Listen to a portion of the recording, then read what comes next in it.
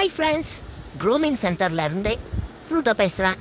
இதான் என் பேஜை first time பார்க்குறீங்கன்னா ஃபாலோ பண்ணி வச்சுக்கோங்க. இன்றைக்கி எங்கள் அம்மா என்னைய க்ரூம் பண்ணுறதுக்காக வாப்பப்ஸ் கூப்பிட்டு வந்துட்டாங்க.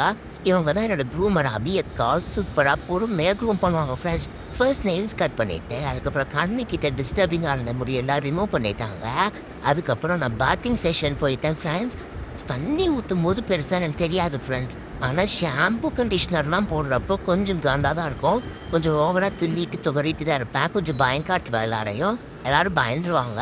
அதுக்கப்புறம் எங்கள் அம்மா பார்த்தீங்களா ஃப்ரெண்ட்ஸ், என்னை எப்படி நனைஞ்ச கோழி மாதிரி உட்கார வச்சுட்டு வீடியோ எடுத்துக்கிட்டு இருந்தா. அதுக்கப்புறம் ஃபுல்லாக டவல் ட்ரை பண்ணி முடிச்சுட்டு வெளியே வர்றதுக்குள்ளே போதும் ஆயிடுச்சு. கொஞ்சம் நேரம் பெத்த கடமைக்கு வந்து பார்த்துட்டு போனால் அதுக்கப்புறம் போயிட்டா ஃப்ரெண்ட்ஸ் ஒரு ஐடியா. அப்புறம் அபியக்கா வந்துட்டாங்க ட்ரையர் போடுறதுக்கு. ட்ரையர் போட்டுக்கிறதுக்கு எனக்கு பிடிக்கும் தான், ஆனால் அந்த சவுண்ட் கொஞ்சம் இரிட்டேட் பண்ணும் ஃப்ரெண்ட்ஸ். சரின்னு சொல்லிட்டு ஃபேஸுக்கெலாம் கொஞ்சம் ஷேப் கொடுத்துட்டு அப்புறம் காலுக்கெலாம் கொஞ்சம் ஷேப் கொடுத்தாங்க ஃப்ரெண்ட்ஸ். அடியில் ஃபுல்லாக நிறைய முடி இருந்துச்சு, அந்த முடியும் கொஞ்சம் ரிமூவ் பண்ணி விட்டுட்டாங்க.